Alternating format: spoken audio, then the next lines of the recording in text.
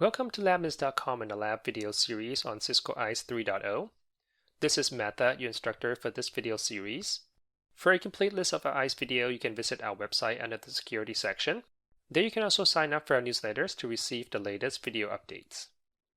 Welcome back to our next ISE video series. The last one we did was back in ISE 2.2, and since then, ISE has gone through several versions, 2.3, 2.4, 2.6, and 2.7. And now we are at the next major version, which is 3.0.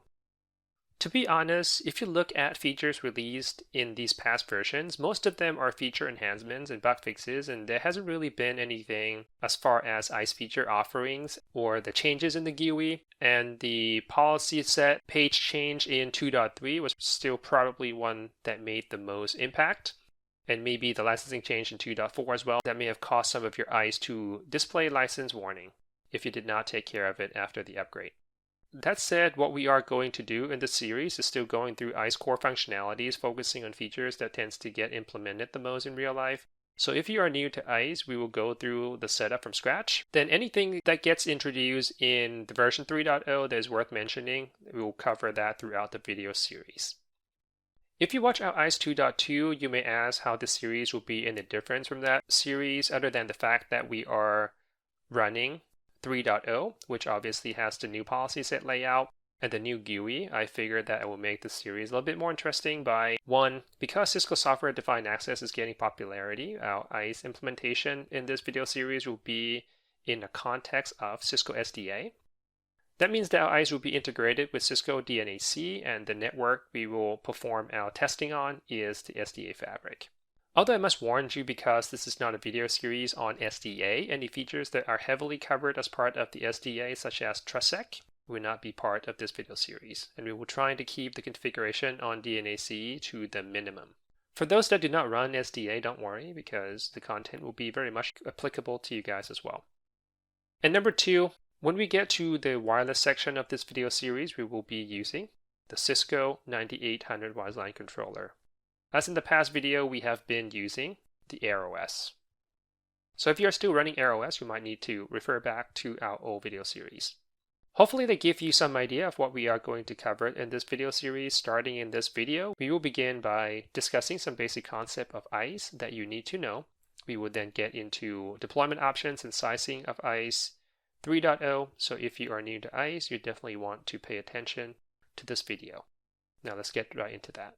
All right, so let me go ahead and grab a pencil right here. If you are new to ISE, there are a few things that you need to know about the ISE deployment. First, you must understand the concept of node persona.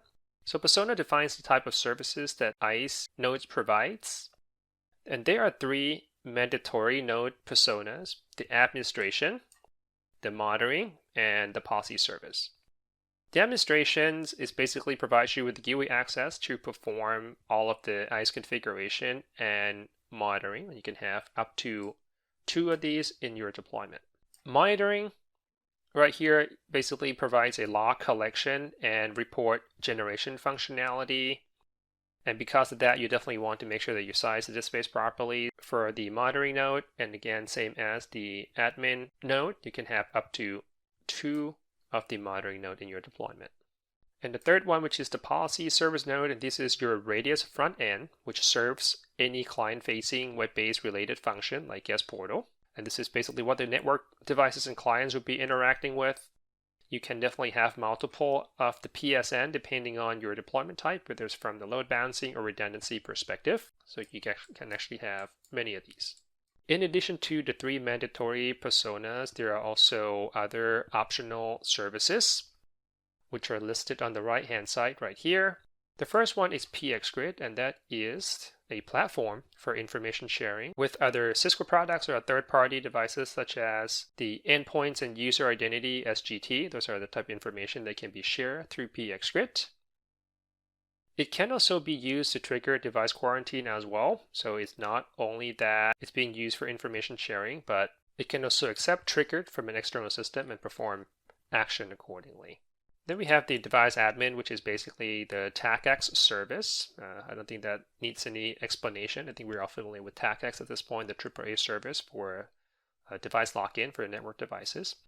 And then the last one right here is the passive identity connector, or PIC, or it's also known as passive ID, and this allows ICE to collect user identity using various methods. And one thing I want to be very clear on is that the personas does not equate to a dedicated ICE server, although it can be, as you will see in the next part of the explanation, which is on the ICE deployment model. So once you understand all the ICE persona, next you probably need to understand the deployment model. This is where you usually start with as far as your ICE design. The smallest deployment model that you have is a standalone, which is basically a single server deployment. It has all of the personas as I have designated as the A for admin, M for monitoring, and P for the policy service. I would say that for the most part, standalone is good for lab testing and maybe for product evaluation, as it doesn't offer any type of redundancy, right? You can see that basically put all your eggs in one basket. If that server goes down, then you have a complete outage. The second type of deployment is known as distributed, and there are different size of distributed deployment as listed right here: small, medium, and large, starting with small. So in a small distributed deployments, you have 2 redundant ICE nodes, with each node running the minimum of the 3 mandatory persona, which is admin, monitoring, PSN. So it looks very similar to the standalone, except that we are now adding the redundant node for that. Okay, so the first one would be known as the primary admin monitoring, and then the second will be a secondary admin monitoring. Again, in addition to the mandatory personas, you can run optional services if you like on these 2 nodes. Just because you only have 2 of those, then the chances are you're going to be running identical sets of services on those 2 nodes. And that is known as a small deployment. The next size up is medium. Okay, with the medium, you start to separate the admin and the monitoring node from the PSN. So the 2 admin monitoring nodes total, as I mentioned earlier, you can have up to 2 admin, up to 2 monitoring. They're just co-located on the same server in this case. So you have 2 for redundancy right there, and then you can have up to 5 PSN. Although I no longer see this number being mentioned anymore in the latest install guide, but I still think it's a good idea to adhere to this number. Okay, so in which case a typical medium deployment would have between 4, which as you can see right there, that's a minimum, or up to 7 nodes. 7 nodes is when you have 5 PSN and then 2 admin monitoring, as you can see. Okay, but usually a medium size deployment will start with 4. If for whatever reason having 5 PSN is not enough in your deployment, that's when you need to move into a large deployment. Okay, so large deployment takes one step further by running each mandatory persona in their own dedicated node. As you can see right there, which means that it's going to start off with 6 nodes. 2 admin right there, 2 monitoring, and then 2 PSN. Although you can have up to 50 PSN as a ballpark, and when you deal with that many PSN, the chances are you may need to put them behind a load balancer for scalability. Depending on the deployment size and traffic load, you may also want to consider having dedicated node for the optional services as well, that being the PX Grid, the device admin, or the PIC. Okay, so the 50 I would say should be limit right in the combination of PSN plus the optional service nodes. But the 2 dedicated admin and 2 dedicated monitoring, those are completely mandatory in a large size deployment. So in the distributed deployment, there's a couple of tips you might want to keep in mind, especially if the location of the PSNs are geographically dispersed. You might want to make sure that those PSN only connects to their local AD server. You certainly don't want a PSN to cross the continent in order to reach the AD server. That would not be very good as far as the latency. So make sure that at least in its own region or continent, there are a local AD server. And then you want to make sure that the PSN nodes locate as close to the client as possible. And again, you can divide them up into countries, regions, or continents, depending on your needs. Lastly, because these PSNs potentially locate somewhere else across the world, then you want to make sure that there's an out-of-band access available. And with the physical appliances, this is normally the CIMC. If it's the virtual appliances, then you're probably going to have that access already through the hypervisor tools of your choice, or management tool, I should say. Now that you understand the general deployment and architecture of ICE distributed deployment, before we can get into the sizing of the ICE node, you need to know what ICE appliances are available to you. Okay, so iAppliances comes in a two form factor, physical and virtual. For the physical appliances, there are three models that are currently recommended and valid, and there are SNS 3615, 3655, and 3695, with the 3615 has the least hardware resources and the 3695 has the more hardware resources.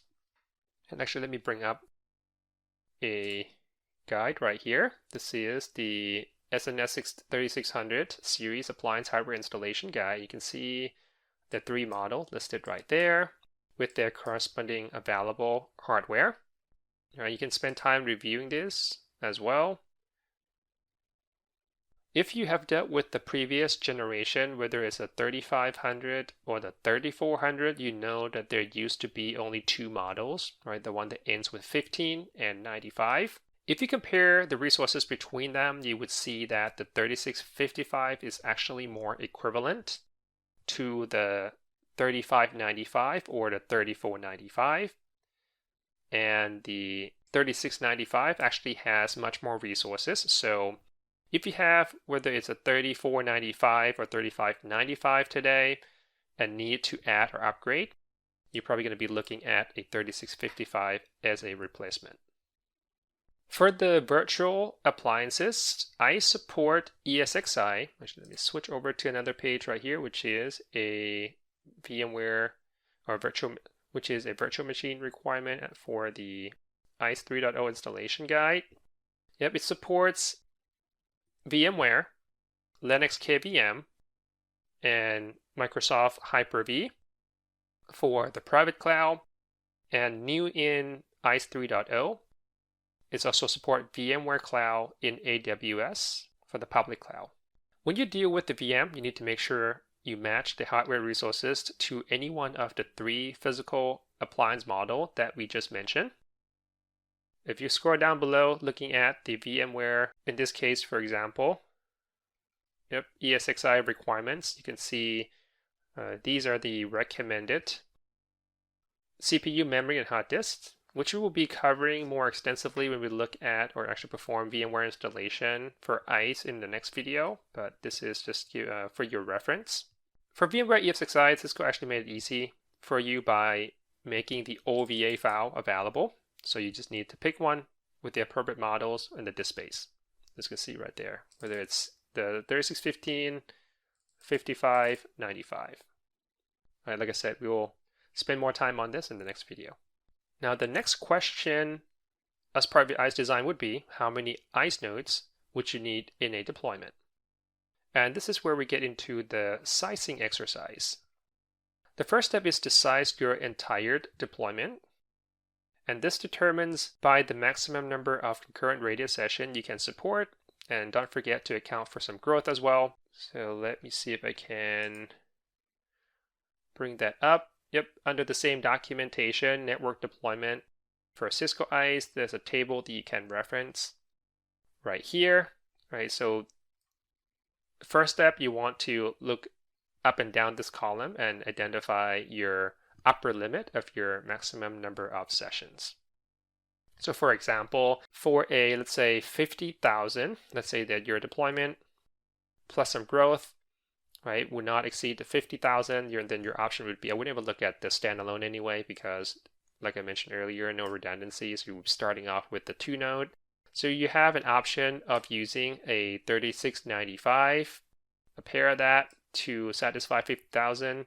But then you're going to have all the persona running on the node, or you can do a medium deployment. So by the way, this is considered small, medium, and then large. Okay, so you can also do a 3695 to get a 50,000, or for a large, it doesn't matter because for the large, the lowest number you're going to get is 500,000, which is a lot more than the 50,000 that we want. All right, so if you think that you're never going to exceed 50,000, then you might be able to settle, and it might come down to how many PSN you need as well. If your user base is located in close proximity within the country, for example, then 2 node might work for you. but you're going to be capped at that. But if you have a need for more PSN, right, or possibility of exceeding 50,000, then you definitely want to start with the medium deployment right here, because medium, going back to my diagram earlier, you can have up to 5 PSN node, and then you can kind of move that into the large if needed. So whatever number that you come up with, this would dictate the deployment model and also the type of the appliances that you need. For the most part, if you look at these in general, the small and medium appliance supports the same number of sessions. You can see 10,000, 25,000, 50. Again, focusing on the newer appliances, the 3600. Okay, so if you know that your deployment would never get bigger than this, you can just stay with the small 2 nodes. But if you want an ability to grow outside of that with scalability, then you probably want to start with the medium, right? Because keep in mind that the migration from the medium to large is much easier than the small to large, since you don't need to change the PSN IP. Once you have sized your entire deployment, the next step is to size an individual PSN, right? Because the deployment sizing kind of determines the model and the quantity of the admin and monitoring nodes already. But then you still need to size the PSN, and you can refer to the number right here. And this is only applicable to the medium and large deployment though, where the dedicated PSNs are part of the design. If you take a look with the 3615, right, a single PSN can support up to 10,000 maximum active concurrent session. The 55 is 50,000, the 95 is 100,000, and then the previous model, the 3515 is a little bit lower, 7,500, and then the 3595 is 40,000. Again, looking at this is why I said earlier that the 95 model of the previous generation, the 3400, 3500, is more aligned with the 3655. Okay, so all you need to make sure is the number of radius sessions the PSN node need to support for a given environment or a region does not exceed this value. One thing to note also is that the appliance model for the PSN does not need to be the same as the admin monitoring. They're kind of independent when it comes to medium and large deployment. For example, even if you have either the 3655 or 95 for the admin monitoring nodes, if all you need is just a 10,000 session supports for a given area region in your design, right? Maybe it's like a regional office or in the country, you only need the 3615 for that. Right? And lastly, the same design methodology applies to if you were to use the ICE VM as well. Right? So that makes no difference, because later on when you install the ICE VM, you're going to provide or dedicate the same hardware resources as the physical. So you can treat them as being equal when it comes to that. So that is pretty much all I want to cover in our very first video in this video series. Hopefully that gave you enough introduction to ICE deployment. And again, welcome back. If you have been watching our Lab Minutes other video series in the past, we're going to have a lot of content to cover in this video series as well. Next, we are going to begin our first configuration video with the ICE VM installation. And that wraps up our video on ICE 3.0 deployment type and sizing. You can visit our website to view an extensive list of our lab videos and sign up to get access to additional lab contents. Thank you for watching LabMinutes.com, and I'll see you guys in the next video.